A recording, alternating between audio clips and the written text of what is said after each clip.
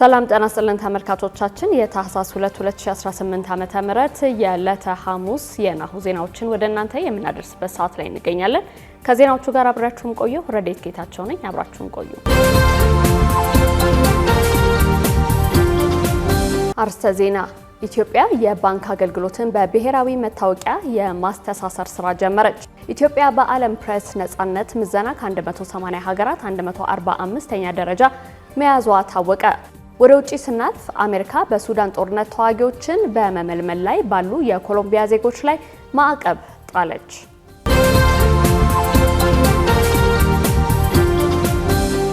ወደ ቀዳሚ ዜናችን እንለፍ። ኢትዮጵያ የባንክ አገልግሎትን በብሔራዊ መታወቂያ የማስተሳሰር ስራ ጀመረች።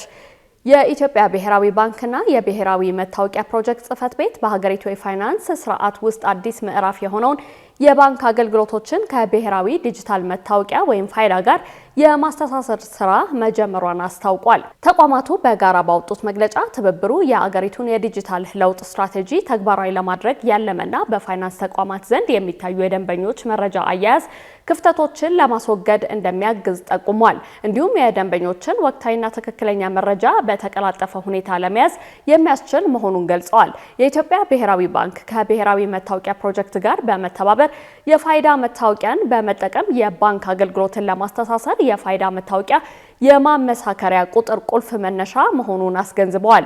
መግለጫው ከጥር 1 ቀን 2018 ዓ.ም ጀምሮ ሁሉም ባንኮች አዲስ ሂሳብ ለሚከፍቱ ደንበኞች የፋይዳ መታወቂያ መረጃዎችን በአዲሱ በኤሌክትሮኒክስ ደንበኞችን ማወቅ ስርዓት አማካኝነት እንዲያረጋግጡ ያሳሰበ ሲሆን ሂሳብ ያላቸው ደንበኞች ደግሞ ከጥር 1 እስከ ግንቦት 30 ቀን 2018 ዓ.ም ድረስ መረጃዎችን ከብሔራዊ መታወቂያ ስርዓት ጋር እንዲያስተሳስሩ አጽንኦት ሰጥቷል። መግለጫው በተጨማሪም ብሔራዊ ባንክ ለባንኮችና ለማይክሮ ፋይናንስ ተቋማት ዝርዝር ተግባራዊ መመሪያዎች መስጠቱን ከባንኩ የተገኘው መረጃ ያሳያል።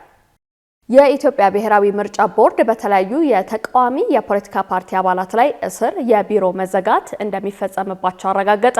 ከፓርቲዎቹ መካከልም የቁጫ ህዝብ ዴሞክራሲያዊ ፓርቲ በአባላቶቹ እስርና ማስፈራራት፣ የቢሮዎች መዘጋት እየደረሰብኝ ነው የሚል አቤቱታ ለቦርዱ እንደሚያቀርብ ተገልጿል። በሌላ በኩል የህወሓት ህጋዊ ሰውነት ለመመለስ የሚያስችል ምንም አይነት የተጀመረ ውይይት እንደሌለ ምርጫ ቦርድ ገልጿል። ሀብታማ ያለው ተጨማሪ አላት። በተቃዋሚ የፖለቲካ ፓርቲ አባላት ላይ የሚደርስ እስርና የቢሮ መዘጋት በተጨባጭ መኖሩን የኢትዮጵያ ብሔራዊ ምርጫ ቦርድ አረጋገጠ። የኢትዮጵያ ብሔራዊ ምርጫ ቦርድ ህዳር 30 ቀን 2018 ዓ.ም በሰጠው ጋዜጣዊ መግለጫ በተለያዩ የተቃዋሚ የፖለቲካ ፓርቲ አባላት ላይ እስር፣ የቢሮ መዘጋት እንደሚፈጸምባቸው አረጋግጧል።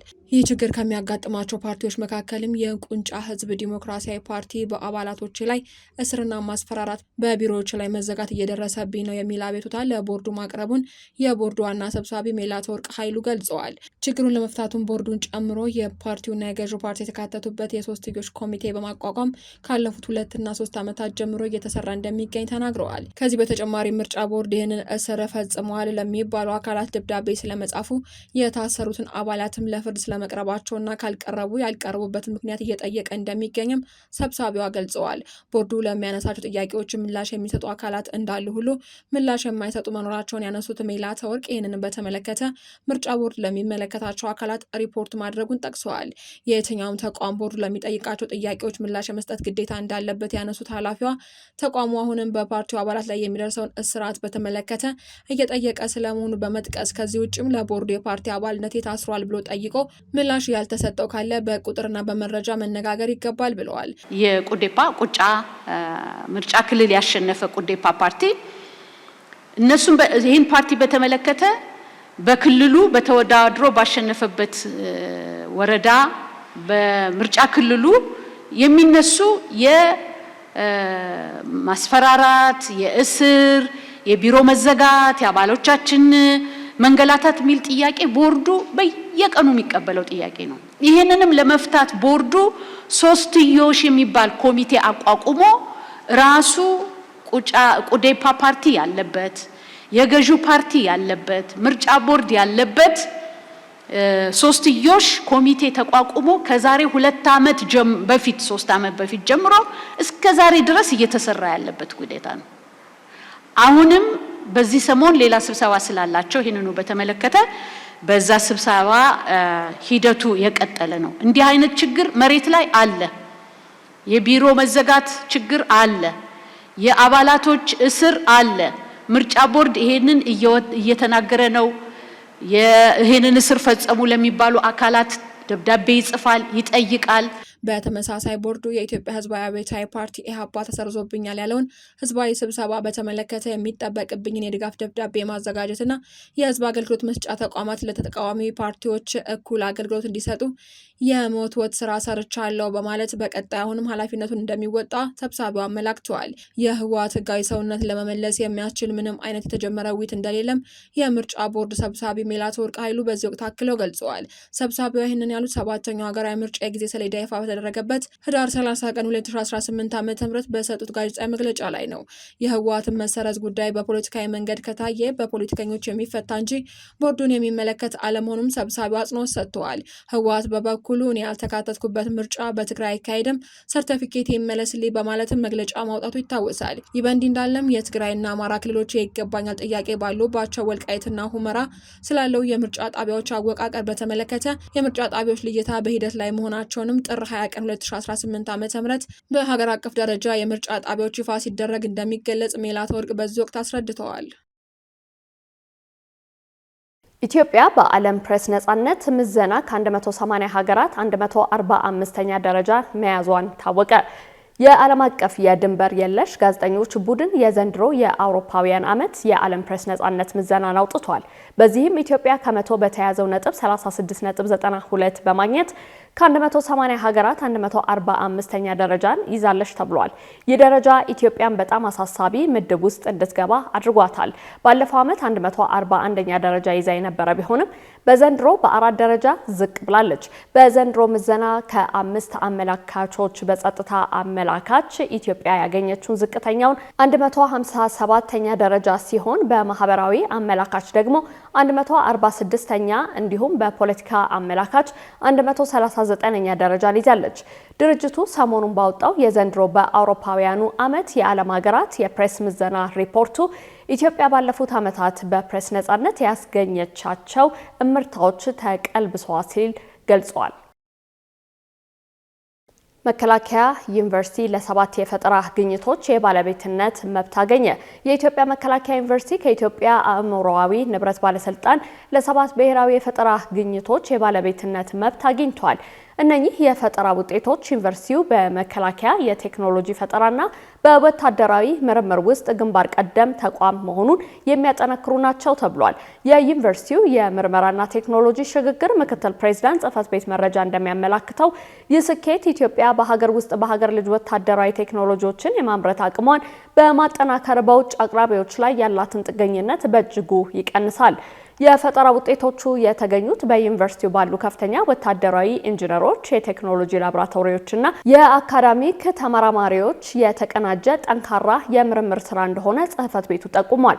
በሀገር አቀፍ ደረጃ የተመዘገቡት 7ቱ የፈጠራ ባለቤትነት መብቶችም በስማርት ፓወር ባግ፣ በ122 ሚሜ መድፍ የከሸፈ ጥይት ማውጫ መሳሪያ፣ በድሽቃ የተገጠመለትና ጥይት የማይበሳ ወታደራዊ ተሽከርካሪ፣ በ155 ሚሜ መድፍ ውስጥ የከሸፈ ጥይት ማውጫ የሪቨርስ ኢንጂነሪንግ ዘዴን በመጠቀም 120 ሚሜ ሞርታር መሳሪያ መስራት፣ በ120 ሚሜ ሞርታር መኪና ላይ መጫን የሚሉት ናቸው። ካሽጎ በየትኛውም ዓለም ሆነው በማንኛውም ሰዓት ለወገኑ የሚደርሱበት ፈጣን የገንዘብ መላኪያ ተከፈተሎ። ማስተርና ቪዛ ካርዶን በመጠቀም ከ5 እስከ 20 ዶላር የሚልኩበት አዲስ የገንዘብ መላኪያ መንገድ። ካሽጎን ለየት የሚያደርገው የትኛውም የገንዘብ ዝውውር በፍጥነት አገልግሎት ከመስጠቱም ባሻገር ለማንኛውም አገልግሎት ምንም አይነት ክፍያ አለመጠየቁ ነው። በሀገራችን ታሪክ ገንዘብን ከውጪ ወደ ሀገር ቤት በማስተላለፍ በመተግበሪያ መልክ አገልግሎት መስጠት የጀመረው የመጀመሪያው ሀገር በቀል የገንዘብ መላኪያ ዘዴ ካሽጎ ከ4500 በላይ ባሉ የባንክ ቅርንጫፎች አገልግሎት እየሰጠ ይገኛል። ገንዘቦን በሰኮንዶች ልዩነት ውስጥ ይፈልጉ በአካውንቶ ወይንም በእጆ ቆጥረው የሚወስዱበት ልዩ ዘዴ። በቅርቡ ሁሉንም ኢትዮጵያዊ ባለቤት ለማድረግ ጉዞ የጀመረው ካሽጎ ዛሬውኑ መተግበሪያውን በስልኮ ላይ በመጫን የአገልግሎቱ ተጠቃሚ ሆኑ። ፍጥነት መለያችን፣ ኢትዮጵያን መክፈቻችን፣ ካሽጎ ነው መላኪያችን። ካሽጎ የአዲሱ ትውልድ ብራንድ። እነሆ የምስራች! የ10 አየር መንገድ የበረራ ትኬት ለውድ ደንበኞቹ በተቀላጠፈና አስተማማኝ በሆነ መንገድ እያቀረበ ያለው። በዚህም በደንበኞቹ የተመሰገነው ጉዞጎ አሁን ደግሞ ተደራሽነቱን በማስፋት ተጨማሪ ባንኮችን በማካተት ለውድ ደንበኞቹ የበለጠ አስተማማኝ ለመሆን ችሏል። የጉዞጎን አፕሊኬሽን ከአፕ ስቶር ወይም ከፕላይ ስቶር በማውረድ የመነሻና የመድረሻ ከተማዎትን መርጠው ዋጋ አወዳድረው የሀገር ውስጥም ሆነ ዓለም አቀፍ በረራ ማድረግ ካሰቡ የበረራ ትኬቶን ክፍያ በአቅራቢያው በሚገኙ ባንኮች አንድም በአካል በመሄድ ወይም በኦንላይን የክፍያ አማራጮች ክፍያዎትን በመፈጸም የበረራ ትኬቶን በእጅ ያስገቡ። ከዚህም በተጨማሪ እንደ ሁል ጊዜው ወደ ጉዞጎ የጥሪ ማዕከላችን 7473 በመደወል ከሙሉ የበረራ መረጃ ጋር የ24 ሰዓት የትኬት አገልግሎት ማግኘት እንደሚችሉ ስናበስሮ በታላቅ ደስታ ነው። ለበረራዎ ጉዞጎ።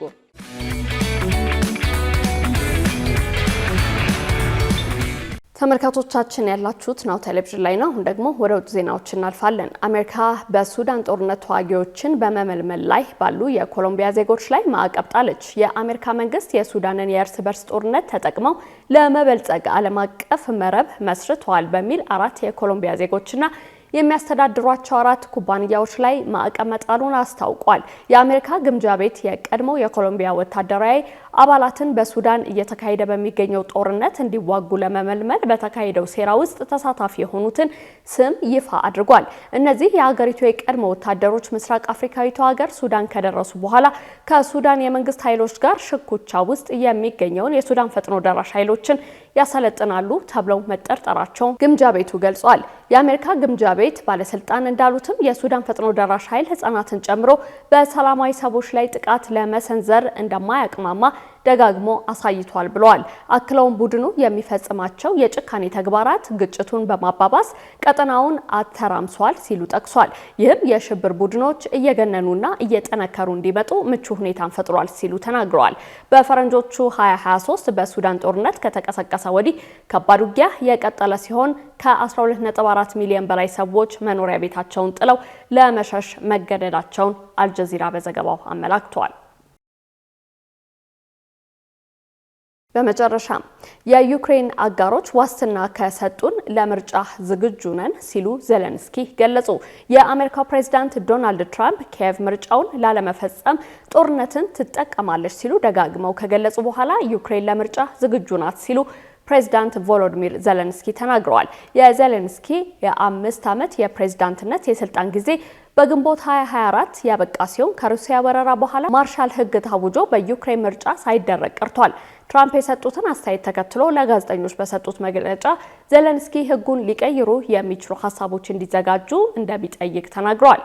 የምርጫው ደህንነት በአሜሪካና በሌሎች አጋሮች ድጋፍ ከተረጋገጠ በሚቀጥሉ 60 እና 90 ቀናት ውስጥ ምርጫ ሊካሄድ ይችላል ተብሏል። የዩክሬን የምርጫ ጉዳይ በመጀመሪያ ደረጃ በህዝቦቻችን ላይ የተመሰረተ ነው ብዬ አምናለሁ። ይህ ጥያቄ ለዩክሬን ህዝቦች እንጂ ለሌሎች ሀገራት ህዝብ አይደለም ብለዋል። ሩሲያ ዜሌንስኪን ህገወጥ መሪ ነው ስትል የተኩስ አቁም ስምምነት ቅድመ ሁኔታ አድርጋ አዲስ ምርጫ ጠይቃለች። ይህ የንግግር ነጥብ በትራምፕ ተደግሟል።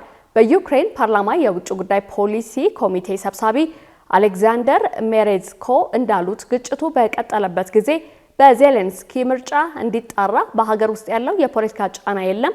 በጦርነት ጊዜ ፈጽሞ ምርጫ ማድረግ አይቻልም ሲል በሁለተኛው የዓለም ጦርነት ወቅት በዩናይትድ ኪንግደም የተካሄደው ምርጫ መታገድን ጠቅሶ ቢቢሲ ዘግቧል። በሀገራችን የንግድ ሚዲያ ታሪክ ግንባር ቀደምት ሆኖ በርካታ አስተማሪ፣ አዝናኝና መረጃ ሰጪ ዝግጅቶችን ጊዜው አሁን ነው ሲል በበርካታ አማራጮች ለእናንተ ውድ ተመልካቾቻችን ሲያደርስ የቆየው ናሁ ቴሌቪዥን አሁንም ዘመኑ የደረሰበትን የመረጃ ተደራሽነት ከግምት ውስጥ በማስገባት ቲቪ ለምኔ ሲል በአይነቱ ለየት ያለ የቲቪ የስልክ መተግበሪያ ሲያበስራችሁ በታላቅ ኩራት ታጅቦ ነው። በፈለጉት ጊዜና ሰዓት በምንም ቦታና ሁኔታ ውስጥ ሆነው መረጃን በእጅ ስልኮ ማግኘት ይፈልጋሉ? እንግዲያውስ በቀላል አጠቃቀም በቀልጣፋ ሁኔታ በጽሁፍ በድምጽና በምስል አማራጮች መረጃን ከታማኒ ምንጮች ባሉበት ሊያደርሶት ዝግጅቱን ጨርሷል። ምን ማየት ምንስ መስማት ይፈልጋሉ? ከስፖርት ኖት፣ ከመዝናኛው፣ ከፖለቲካው ወይስ ዓለም አቀፍ ጉዳዮች? አጫጭር መረጃዎችን ከቢዝነስና ኢኮኖሚ መረጃዎች ጋር አሰባጥሮ በናው አርካይቭ በትዝታ የዋሊት መልሶ በመረጃ ቡፌ ሊያንበሻብሾት ዘመናዊ አዲስ የስልክ መተግበሪያ በአዲስ ዓመት ስጦታ የሚመለከቱበት ብቻ ሳይሆን የሚሳተፉበት፣ የሚሰሙበት ብቻ ሳይሆን የሚናገሩበት በአዝናኝ ጥያቄና መልሶች ዳጎስ ያለ ሽልማት የጉርሻ አማራጭ አቅርቦሎታል። የዓለም አቀፍ ሚዲያዎችን ሰበር ዜናዎች በአማርኛ ተርጉሞ የሚያስነብብ በተለያዩ የቋንቋ አማራጮች የቀረበ የአዲስ ዓመት ልዩ ገጸ በረከት ከናሁ ቴሌቪዥን። እንደ ጋዜጣ እንነበባለን፣ እንደ ራዲዮ እንደመጣለን፣ እንደ ቴሌቪዥን በስልክ እንታያለን። አዲስ አማራጭ በአዲስ ዘመን ናሁ ቴሌቪዥን። መረጃን ከምንጩ በቀላል አማራጭ በቀጥታ ስርጭት ወደ እናንተ የምናደርስበት ጊዜው አሁን ነው። ናሁ ቴሌቪዥን። መልካም አዲስ ዓመት።